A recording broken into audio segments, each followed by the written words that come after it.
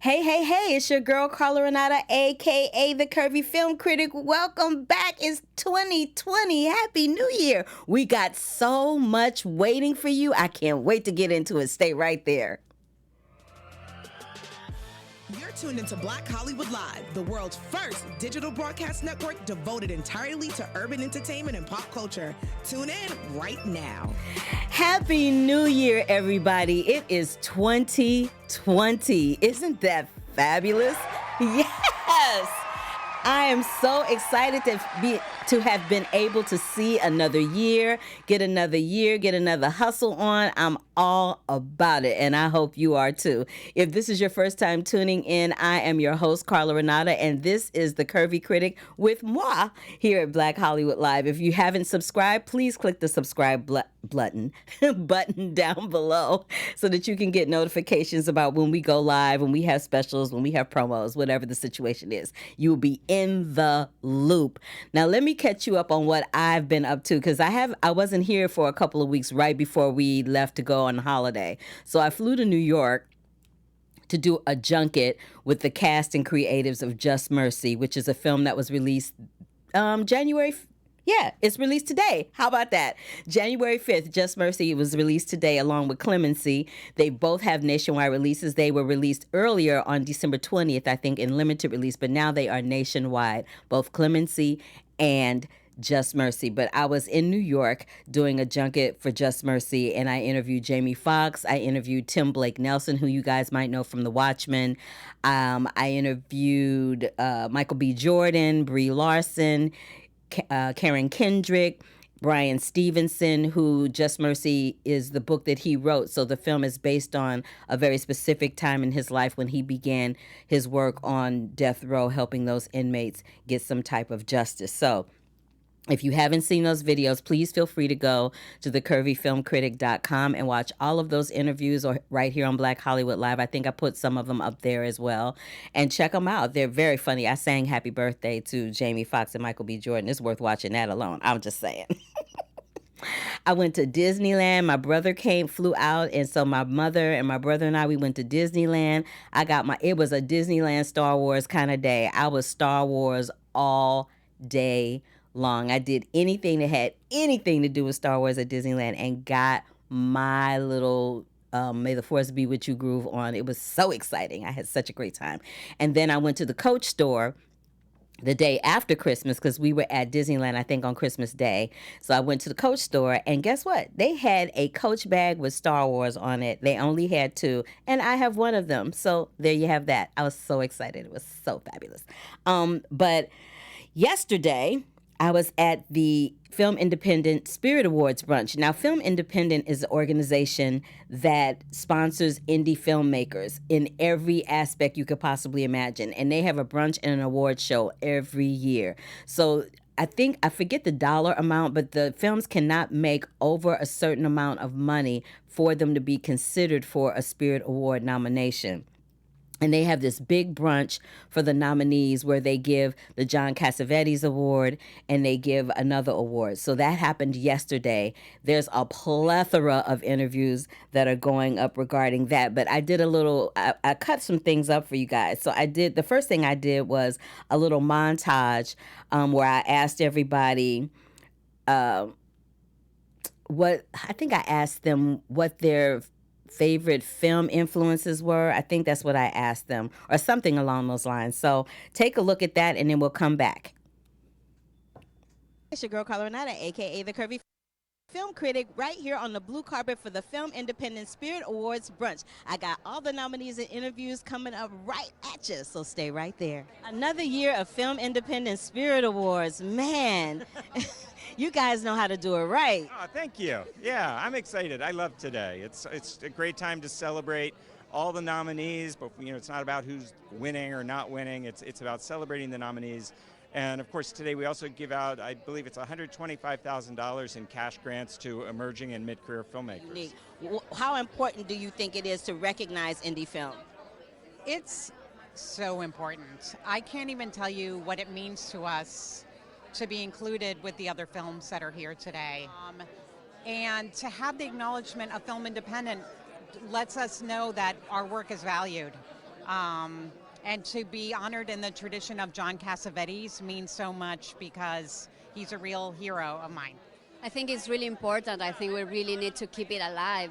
We already lost like a big range of films that were, the mid-range, between the low-budget movies and the big studio movies, and that's almost gone. So now we just have like the little independent movies and the big studio ones. And I think it's really, really important to celebrate and honor, the spirit of the independent cinema, because we need that. We of course need those voices. And it's getting smaller and smaller. I think it's absolutely vital and important that we continue to tell independent stories. That's it? What's that? I'm just going to mess with you because you seem kind of quiet. How important is film independent to you guys right now, especially being nominated this year? It's incredibly important. I was not expecting this. And I'm going to, champion this moment, take in the moment, and ride it till the horse is dead. I know that's right. How about you, my sister? Same. It was a surprise. I'm just honored, really humbled. And, when we first found out, Stefan and I were like, oh, my God. And I'm like, yes, oh, my God. And it's like, who thought we would be here? So it's just so exciting. And, I'm just going to cherish all my time.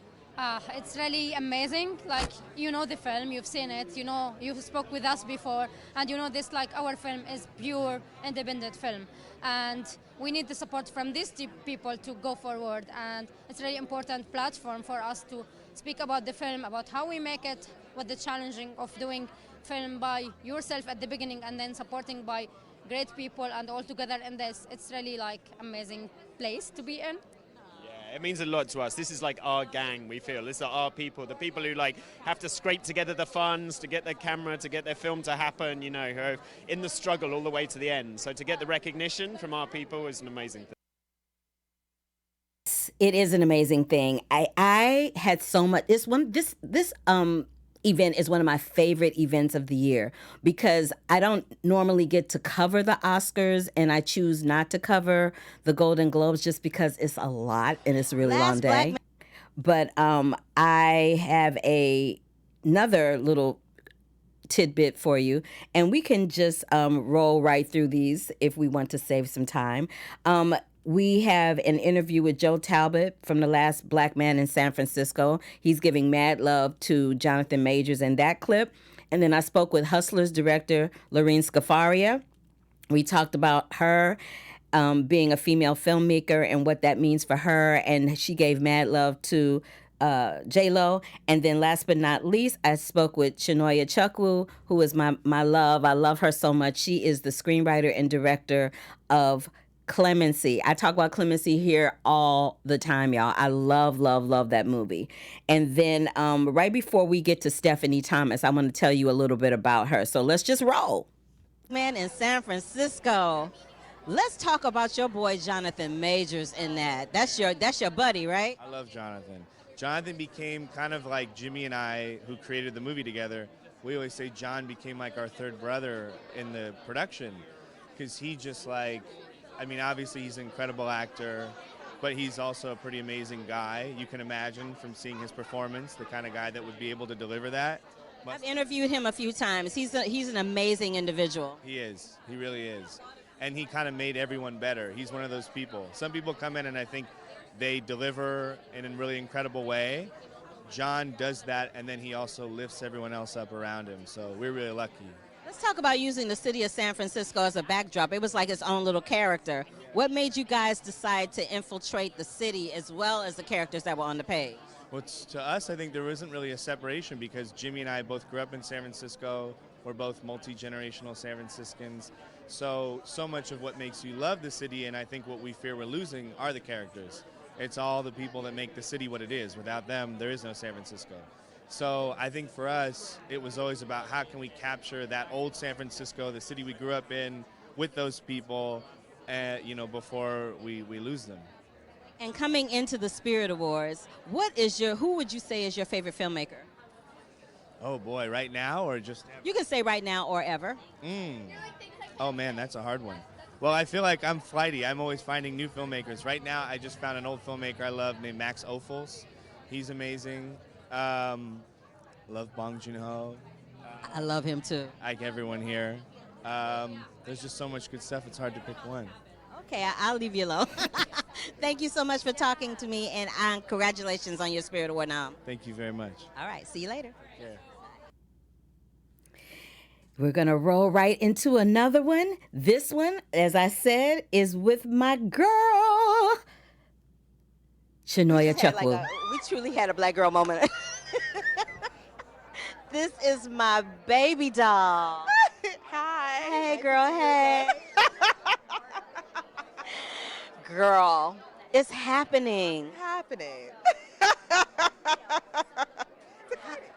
Are you excited? Yeah, it's exciting. It's exciting. You know, it's like a healthy combination of gratitude and detachment. I love you for that. Oh my God. I didn't ask you this before, but who's your favorite filmmaker? I don't have one, but I'll tell you a couple. Okay. Okay, so I love Federico Fellini. I love Bela Tarr. I love Steve McQueen. I love Powell Palakowski. I love Lynn Ramsey. Those are a couple. Oh, I love all of those too. Yes, me and her, we here. Yes. We are totally here all the time, all the time. I asked you what you were streaming last time. This is what I want to ask you. How important do you think film independent is to the big diaspora of filmmaking and cinema in general? I mean, I think that film independent has the power and has the ability to recognize a lot of independent films that may not have been recognized by the mainstream. Like I was really happy to see that there are some films that have much smaller budgets and might not have caught on in that mainstream way that are still being recognized because they're still extraordinary films, and hopefully by doing so, film independent gives these films a platform to be seen. And Clemency. Let me just say, Clemency, and I say this every time I see her or every time I talk to her, Clemency is like one of my favorite films this year. You know this. You know how much I adore it. I was blowing it up on Twitter last week. Did you see me? I did. I appreciate it. And that's a really good photo of us. Right? It came out really good. I'll send it to you. Girl, go on and go. I'm not going to mess with you no more. I appreciate you. Thank you so much. And thanks for your work and your support. And it really does mean a lot. So I appreciate you. All right, that is my baby doll, Shanoya Chukwu, the screenwriter and producer of Clemency. And let me just say something before we roll this clip on Stephanie Thomas. Stephanie Thomas is a disabled stylist, which means she is disabled and she styles people who are disabled. So take a listen to what she says about this really special job that she has.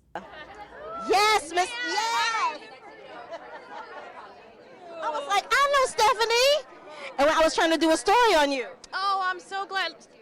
Lolo's just a dream client. Talk to me real quick about what you do, how you do it, and what's coming up next for you. Okay, so I am a disability fashion styling expert. For 28 years, I follow clothing and retail trends for people with disabilities, and I'm also a congenital amputee, missing digits on my right hand and my feet. So what I do is I provide styling solutions for people with disabilities, and I act as a liaison between where the fashion industry is and where it must inevitably go to be more inclusive. So I use my disability fashion styling system to make sure that I can pull clothing from the rack that is easy to get in and get out of. It's accessible, it's smart, it's medically safe for their bodies, and it's fashionable. They love it for their lifestyle, body type, and it looks great. I have a textbook coming out I'm super excited about. It's coming out in the spring. It's called Fitting In, the Social Implications of Fashion and Dressing with Disabilities. And I just want to do more work with styling and helping people with disabilities dress with independence and dignity. Where can people find you? People can find me at curatable.com, which is CUR8ABLE, or they can find me on Instagram at Disability Fashion Stylist. Thank you, Stephanie. I'm going to get this out there, girl, to promote you. I love you so much. I love Stephanie Thomas, and I think what she's doing is a really great service. I appreciate that there's somebody out there that is dealing with the disabled community because it's very difficult to style them. Some of them are in wheelchairs, some of them are in other contraptions that don't necessarily or easily lend themselves to being able to have on gowns. You know, it might get caught on a spoke or something along those lines. But yeah, I can't say enough about her. So if you're interested in checking out more about Stephanie Thomas, please go to curatable.com. And Curatable is spelled C-U-R, the number 8, able.com. Curatable.com. All right. So the Golden Globes are in full swing right now. I will be heading over there as soon as we get done with the Curvy Critic. And we've got some winners already. So let me just hit those real quick before we get into it. We have one winner for Best Actor in a TV Series Musical. It is Rami Youssef is the Best Actor for that. He won. Yes. We have Stellan Skarsgård won Best Supporting Actor in a series, miniseries, or TV movie for Chernobyl. That's a very popular show. Yes.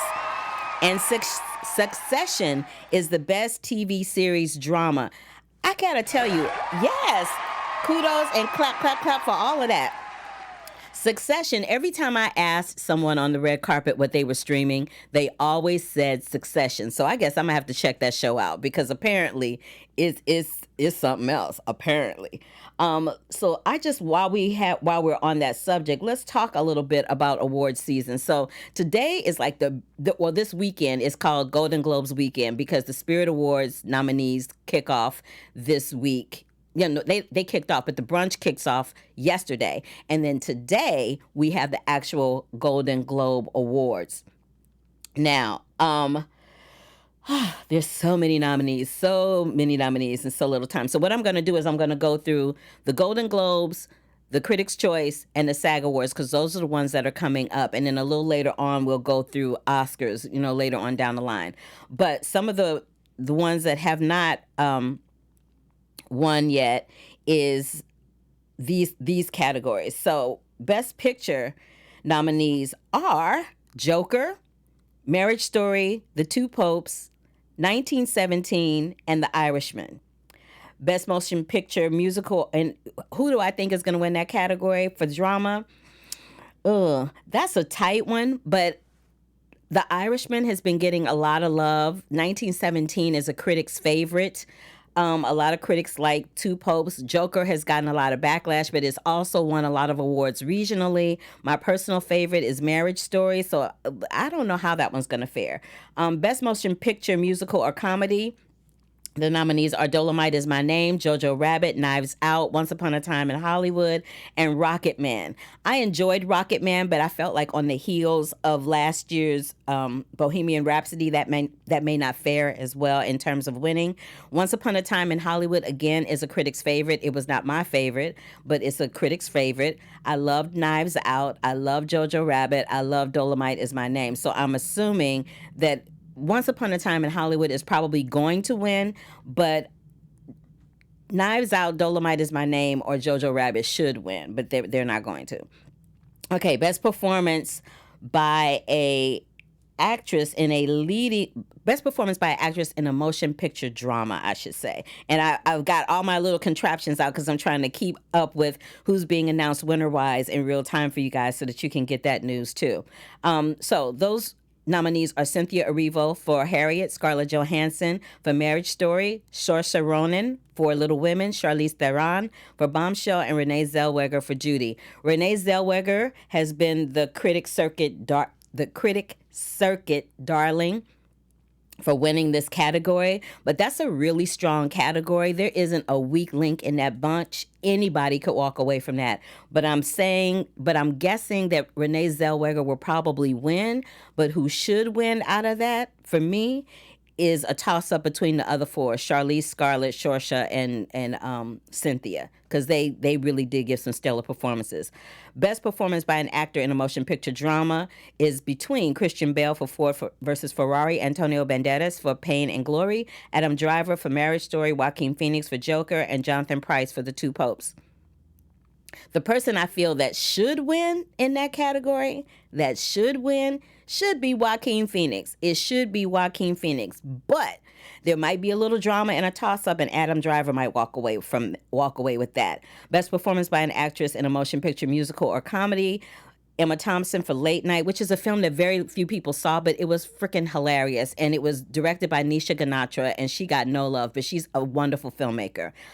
Ana de Armas for Knives Out, Awkwafina for The Farewell, Kate Blanchett for Where'd You Go, Bernadette, and Beanie Feldstein for Booksmart. Beanie Feldstein was hilarious in Booksmart. Hardly anybody saw Where'd You Go, Bernadette. Awkwafina was fantabulous in The Farewell, and as well as Ana de Armas for Knives Out. I feel like the person who's going to win that category will be Awkwafina, and the person that deserves to win is Awkwafina. Let me refresh my browser here, see if I have anything new. Okay. Best performance by an actor in a motion picture, musical, or comedy. Daniel Craig for Knives Out. Roman Griffin Davies for Jojo Rabbit. Leonardo DiCaprio for Once Upon a Time in Hollywood. Taron Egerton for Rocketman. And Eddie Murphy for Dolomite Is My Name. The person that should win is Eddie Murphy. The person that will win is probably going to be Leonardo DiCaprio because the Academy loves him. But if Eddie Murphy walks away with that, nobody will be happier than me when he walks away with that Golden Globe, because it's been a minute, and he did a really good job. Best performance by an actress in a supporting role in any motion picture. Margot Robbie for, Bombshell. Kathy Bates for Richard Jewell. And Annette Bening for The Report. Laura Dern for Marriage Story. Jennifer Lopez for Hustlers. There has been a lot of heat on Jennifer Lopez for Hustlers and Laura Dern for Marriage Story, both really good performances. People have been overlooking Kathy Bates in Richard Jewell, which was a mind-boggling performance that she gives. Annette Bening in The Report as Diane Feinstein, perfection, and Margot Robbie and Bombshell, good too. But the person that should win will probably be Jennifer Lopez, but the person who will win is going to be Laura Dern. Best performance by an actor in a supporting role, motion picture. Tom Hanks for A Beautiful Day in the Neighborhood. Anthony Hopkins for The Two Popes. Al Pacino for The Irishman. Joe Pesci for The Irishman. Brad Pitt for Once Upon a Time in Hollywood. I feel like Al Pacino and Joe Pesci may cancel each other out. It kind of depends on how the votes went. Brad Pitt should win for that, but if sentimentality gets into it, it could be between the four heavyweights: Joe Pesci, Al Pacino, Anthony Hopkins, and Tom Hanks. So it's kind of all over the place this award season. Best Director Motion Picture: Bong Joon-ho for Parasite, Sam Mendes for 1917, Todd Phillips for Joker, Martin Scorsese for The Irishman, and Quentin Tarantino for Once Upon a Time in Hollywood. The person I feel should win is Bong Joon-ho for Parasite. I've talked about that show I've talked about that film ad nauseum here. It's a wonderful picture. I feel like 1917 is kind of up there, and I feel like Martin Scorsese is kind of up there. Again, if sentimentality takes hold, it'll be Martin Scorsese or Quentin Tarantino, but Bong Joon-ho should win. Screenplay motion picture. Oh, we have another winner in. Best Actress in a TV Series went to Phoebe Waller-Bridge comedy for Fleabag. Fleabag has been getting a lot of heat. Man, Phoebe Waller-Bridge is raking up those awards, so congratulations to her. All right. Best Screenplay, Motion Picture: Noah Baumbach for Marriage Story, Boon Joon-ho and Han Jang-won for Parasite, Anthony McCartan for The Two Popes, Quentin Tarantino for Once Upon a Time in Hollywood, and Steven Zaillian for The Irishman. I feel like the person that should win is Bong Joon-ho, but the person that will win will be a toss-up between Noah Baumbach and Quentin Tarantino. If Noah Baumbach wins, it could put him high in the list of running people that are in the running for the Oscar. If his wife Greta Gerwig gets nominated for an Oscar, we could see a first-time husband and wife duo being nominated for Best Director Oscars. The Best Motion Picture Animated: Missing Link, Toy Story, Frozen 2, How to Train Your Dragon, and The Lion King. Of all of those, I feel like Toy Story 4 should take that home. Should and will take that home. Best Motion Picture Foreign Language: The Farewell, Les Miserables, Pain and Glory, Parasite, Portrait of a Lady on Fire. I saw all of these movies and they were all really good, but I feel like the one that should win, again, is Parasite. The one that will win will probably be between The Farewell, Portrait of a Lady, and Parasite. Let me see if anybody else won. Okay, no. Original Motion Picture Score: Hildur Guðnadóttir Ooh, girl, I'm sorry, I butchered your name. I just messed that all up. For Joker, Randy Newman. For Marriage Story, Thomas Newman. For 1917, Daniel Pemberton. For Motherless Brooklyn, Alexandra Desplat. For Little Women. I feel like the person who should win is Daniel Pemberton for Motherless Brooklyn, because that score, it's a jazz score. It's really rich and kind of all over the place with the different types of genres of jazz. Randy Newman is an awards favorite. And Thomas Newman and Alexandra Desplat do some really wonderful things with their films. So that's kind of up in the air. But I'm feeling like it's probably going to go to, it'll probably go to Randy Newman or Daniel. But I'm hoping that Alexandra gets some love in that category as well. All right. Best Original Song Motion Picture, Beautiful Ghost from Cats, which is sung by Taylor Swift. I'm Gonna Love Me Again, which is written by Elton John and Bernie Taupin, from Rocket Man. Into the Unknown by Kristen Anderson Lopez and Bobby Lopez, who were unable to come to the Golden Globes today because their little one was sick. So prayers and thoughts with you, my friends. I know how disconcerting that can be when you have a child that's ill and you have other things that you want to do, but your first priority is with your little nugget. So prayers and thoughts with you. Spirit, which is written by Beyonce for The Lion King, and Stand Up from Harriet. I feel like Stand Up from Harriet should win, but it'll probably be, Into the Unknown from Frozen or Spirit for Beyonce. We'll see how that plays out. We have some more winners.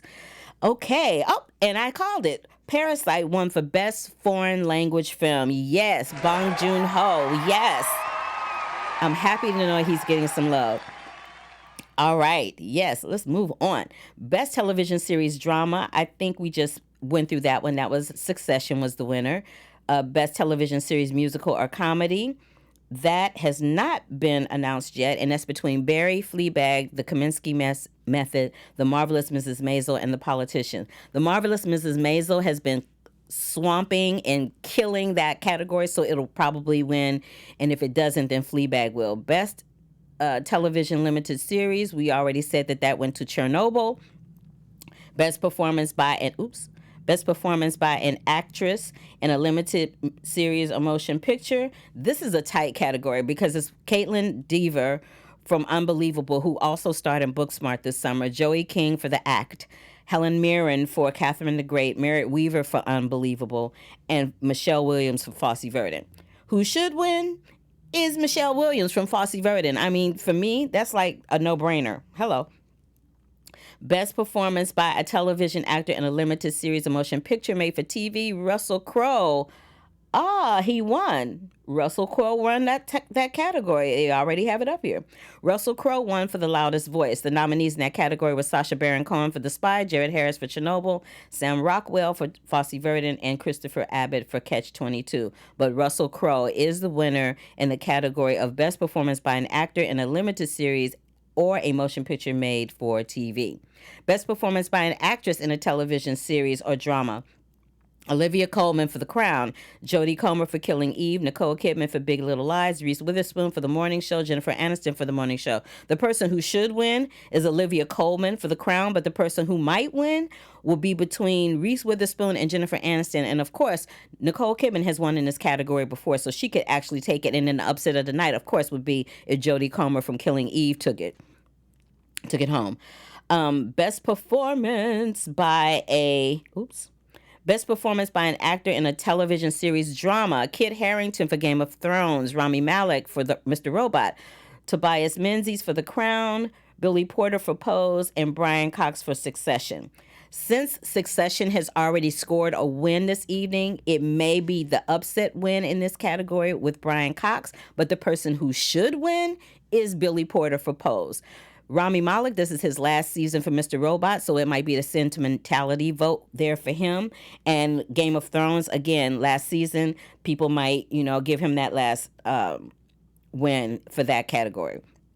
Best performance by an actress in a television series musical comedy is Christina Applegate for Dead to Me, Rachel Brosnahan for The Marvelous Mrs. Maisel, Kirsten Dunst for On Becoming a God in Central Florida, Natasha Lyonne for Russian Doll, and Phoebe Waller-Bridge, who we already announced won in that category. Best performance by an actor in a television series, we've also already announced it was Rami Youssef for Rami. And in his category was nominated Bill Hader for Barry, Ben Platt for The Politician, Paul Rudd for Living with Yourself, and Michael Douglas for The Kominsky Method. Best performance by an actress in a supporting role in a series, limited series, or motion picture made for television. Toni Collette for Unbelievable, Meryl Streep for Big Little Lies, Emily Watson for Chernobyl, Patricia Arquette for The Act, and Helena Bonham Carter for The Crown. The person I feel should win in that particular category probably should be, I'm feeling like it should be either between Helena Bonham Carter for The Crown or Meryl Streep for Big Little Lies. But Patricia Arquette is the favorite in that category and has won that category before. So that is a possibility there. Best performance by an actor in a supporting role in a series, limited series, or motion picture made for television is Alan Arkin for The Kominsky Method, Kieran Culkin for Succession, Andrew Scott for Fleabag, Stellan Skarsgård for Chernobyl, who I believe just won that category, and Henry Winkler for Barry. Stellan Skarsgård won that category. I announced that earlier. And of course, the Cecil B. DeMille Award is going to Tom Hanks this evening for his body of work. The Carol Burnett Award is going to Ellen DeGeneres. That is the recap for the Golden Globes. Now, let's get to the SAG Awards, because that one is going to be the next one up on the chopping block. And really what's going to happen is what's happening tonight and the wins for tonight are going to grossly determine what is happening for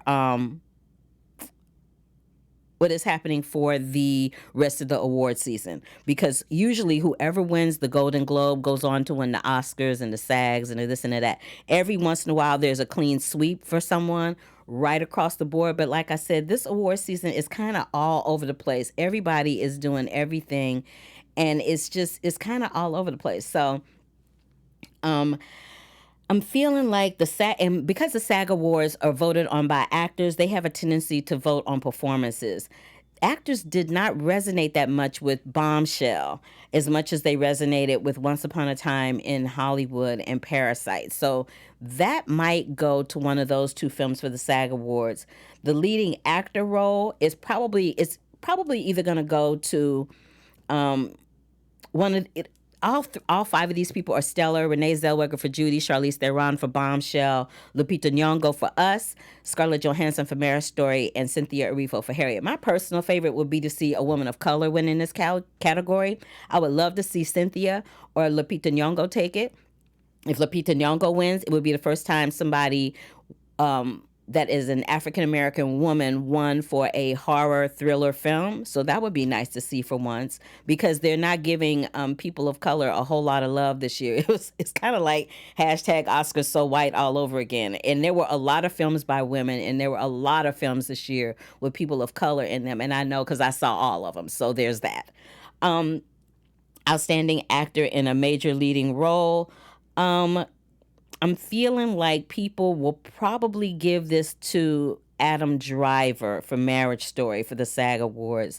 I feel like the performance by a female actor in a supporting role may possibly go to Jennifer Lopez for Hustlers, because actors have a love affair with her ever since Selena. That's about to go down. She's definitely going to get that. Outstanding performance by a male actor in a supporting role. I am going to say that acting-wise, it will probably go to Joe Pesci, because he's been out of the game for a while, and actors love him. They love him, and they talk about him all the time. I think Phoebe Waller-Bridge just won another award. Let me just see. Best Actress in a TV Series. That's a repeat. All right. So now what's happening is I'm looking through the live feed for the Golden Globes, and they're posting people's speeches and jokes and all that. And of course, we've got that crazy Ricky Gervais hosting, so child, anything could happen. But yeah, that's that. Outstanding action performance by a stunt ensemble in a motion picture. Hands down, this is going to Avengers Endgame for the SAG Awards. No question about that. Outstanding performance by an ensemble in a drama series. That is hands down going to go to either Stranger Things or Game of Thrones, since it's their last year. It may possibly go to The Crown or Big Little Lies. We don't know. We'll see. Outstanding performance by a female actor in a drama series. Again, Jennifer Aniston is nominated for The Morning Show against Helena Bonham Carter for The Crown, Olivia Colman for The Crown, Killing Eve's Jodie Comer, and Elizabeth Moss for The Handmaid's Tale. I feel like people have fallen out of love with Elizabeth Moss for The Handmaid's Tale. That doesn't mean her work has gotten worse or anything like that. People are just not connecting with that show as strongly as they did when it first came out. So it'll be a big of a stretch for her to win in that category. Jennifer Aniston has not won a SAG Award or a Golden Globe since Friends. So that would be something really wonderful to see from her. Outstanding performance by a male actor in a drama series. Sterling K. Brown, who's won in that category multiple times for This Is Us, Steve Carell and Billy Crudup for The Morning Show, Peter Dinklage for Game of Thrones, and David Harbour for Stranger Things. People may give Peter Dinklage that last boost of what is the word I'm looking for? That last boost of accolades for Game of Thrones. So let's go on and continue. Outstanding performance by an ensemble in a comedy series. It's between Barry, Fleabag, Kaminsky Method, The Marvelous Mrs. Maisel, and Schitt's Creek. I think it's probably going to be a toss-up between Fleabag and The Marvelous Mrs. Maisel, because those shows really resonate with the Screen Actor Guild community. Outstanding performance by a female actor in a comedy series. Christina Applegate for Dead to Me, Alex Borstein for The Marvelous Mrs. Maisel, Rachel Brosnahan for the same show, Catherine O'Hara for Schitt's Creek, and Phoebe Waller-Bridge for Fleabag. Phoebe Waller-Bridge, maybe she's having a moment right now, so she may walk away as the victorious winner in that category. Outstanding performance by a male actor in a comedy series. Alan Arkin for The Kaminsky Method, along with Michael Douglas, Bill Hader for Barry, Andrew Scott for Fleabag, and Tony Shalhoub for The Marvelous Mrs. Maisel. I think who's probably going to walk away with that, I think Bill Hader won once, Michael Douglas has won once, and Alan Arkin, I believe, has won once. So so has Tony Shalhoub. So if they go outside of the box, they'll give it to Andrew Scott. But that's what's happening with that. Because we're running short on time, I will deal with the Critics' Choice Awards next week, or maybe I'll do like a little special promo thing and talk about that, because the Critics' Choice Awards are happening a week from today, and I will actually be attending that because I'm a member of the Broadcast Film Critics Association, which votes on the Critics' Choice Awards. So I will be there for that, and I'm very excited about that situation because I can't wait to see who won. It's going to be fan-freaking-tabulous. We talked about the Spirit Awards. So let me just run through a little news for you real quick before we run out of some time. I found out that Anika Noni Rose is the Tony winner for Carolina Change. She was in the film version of Dreamgirls playing opposite Eddie Murphy, ironically enough, who's nominated for a Golden Globe tonight for Dolomite Is My Name. I like this jazz sleepy music. Hey. So she is about to be part of a horrific nightmare in which is a film called Limbo, which has been greenlit by Miramax, Barnyard Projects, and Snoot Entertainment. The film is directed by Chris Peckover, who wrote it with Matthew Jemison, and the story follows a young mother whose body becomes possessed by something evil, rendering her a disembodied spirit and a ghost in her own house. As this demonic devil takes over her life and threatens to harm her family, she must find a way to protect her loved ones while also finding her way to her body, back to her body before it's too late. Yeah, I might have to pass on that one. I love you, Anika, but you know I don't do horror. That is not my thing. Viola Davis and Rob Morgan from Just Mercy are pairing up along with Sandra Bullock to do a in life after incarceration film for Netflix that is going to be directed by Nora Finchlight, and it's based on a 3-part miniseries called Unforgiven. All right. What else do we have? Oh, and Nisha Ganatra, who I talked about a little earlier when I was talking about Late Night, she has signed a 2-year overall deal with ABC Studios, a division of Disney. And under the pact, she will write, direct, and develop projects across all platforms for her newly launched Ladies Car Productions banner. And that is it for the Curvy Critic News Minute. I love that. And Dirty Dozen. Oh, I forgot one other thing. There's going to be a remake of The Dirty Dozen which is a Warner Brothers film. The original film was in 1967. It was helmed by Robert Aldrich, and it featured an all-star ensemble, which included Lee Marvin, Ernest Borgnine, Charles Bronson, Jim Brown, John Cassavetes, Telly Savalas, Bob Weber, and Donald Sutherland. And we heard about Bob Cassavetes was a name that came up again and again and again on the blue carpet for the Independent Spirit Awards. All right, so I'm gonna go and finish beating my face and get my gown on and get in that Uber, because I am so not driving with all of those street closures, and get ready for the Golden Globes. And I will be able to give you guys some more updates throughout the week, probably tomorrow. And next week, you will have a pre-taped show of the Curvy Critic, and I will do some reviews of a film called Three Christ that stars Richard Gere, Like a Boss, which stars my friend Billy Porter, and a film called Underwater. So until the next time, you guys, thank you so much for joining me for the Curvy Critic with Carla Renata right here at Black Hollywood Live. I love it. We're going to rock it out in 2020. If you've never been here before, give me a thumbs up to let me know you were here. Please click below for the subscribe button and, be in the know about everything that's happening with the Curvy Critic. And